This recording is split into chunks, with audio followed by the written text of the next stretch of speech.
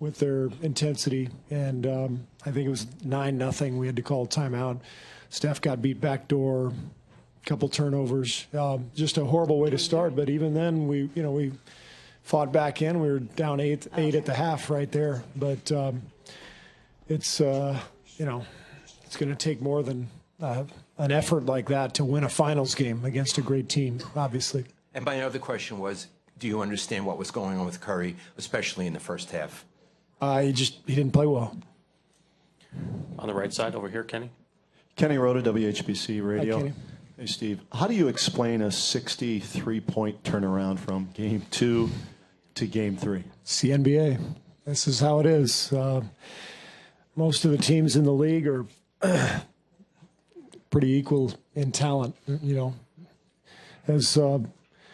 As Greg Popovich used to tell me, the other guys make millions of dollars a year to play the game too. And so when you get to this level, everybody's got talent.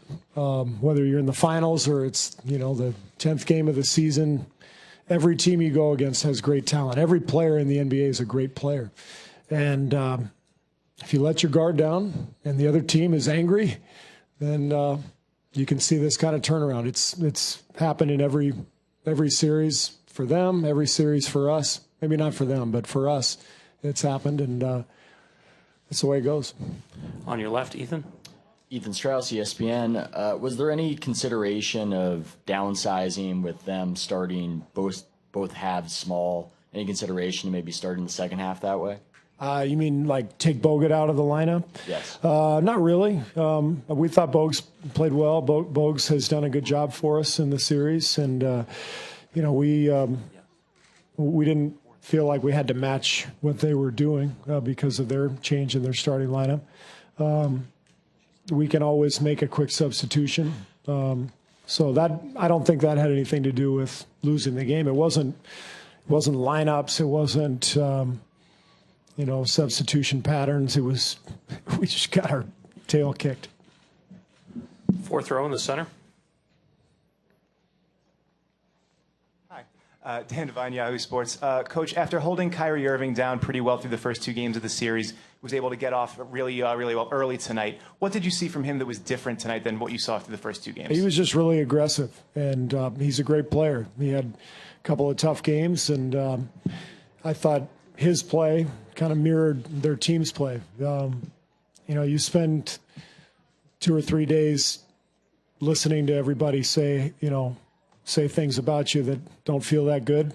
Usually you bounce back, and I thought they bounced back and played a fantastic game, and Kyrie played a great game, and clearly they were playing at a much higher level than we were, and they deserved the win, obviously.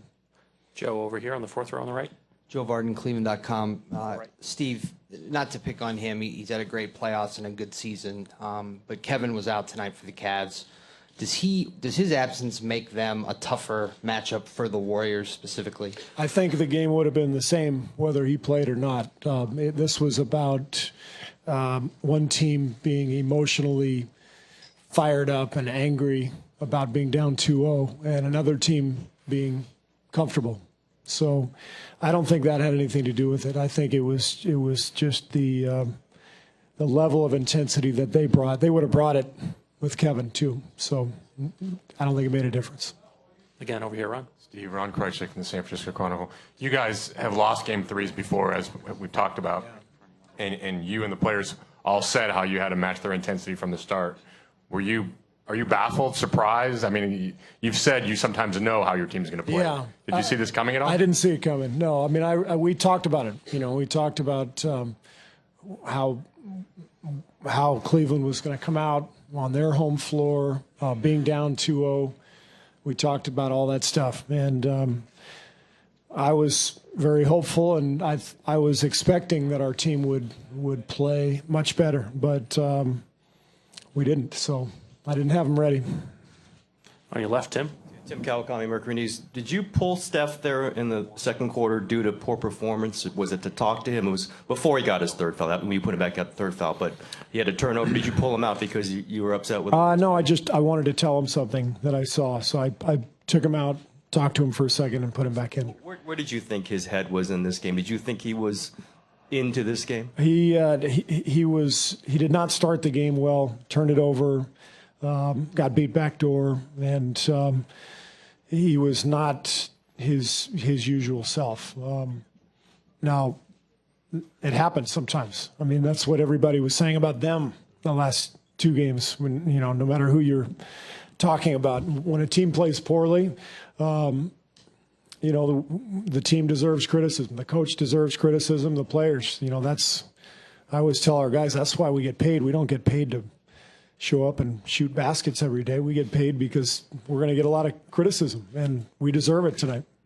Right here in the front. Hey, Steve. Phil Barber, Press Democrat. I think you were out rebounded 52-32. Yeah. How much of that do you think was effort tonight? And if not effort, what was going on in the paint? Well, Tristan Thompson was great on the offensive glass. I thought we did a pretty good job defensively in the second quarter and got back in the game. Most of their points came off of either our turnovers or their second chance. And those two things, we might be able to survive one of the two. We can't survive both. We're going to get killed on the glass and get killed on turnovers. I mean, they had 34 points off our 18 turnovers, so that's going to be pretty difficult to overcome, because you end up, you look at the stat sheet, they had 15 more field goal attempts as a result, and so we've got to do a better job both taking care of the ball and on the boards.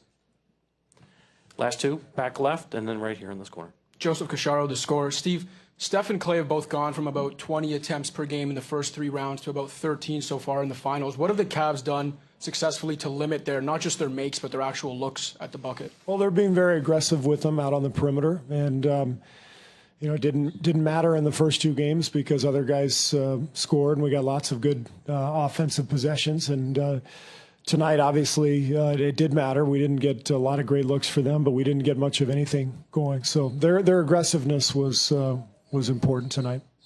Last one, Ray, right here. Steve, down here. Ray Jasky, ESPN 990.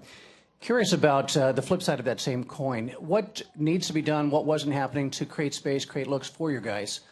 Because surely the Cavs were hustling more, but you guys have countered that so many times in the past. What didn't happen tonight? We weren't tough enough. We weren't strong enough with the ball. We were soft. We were soft tonight. And when you're soft, you get beat on the glass and you turn the ball over. Those are the telltale signs.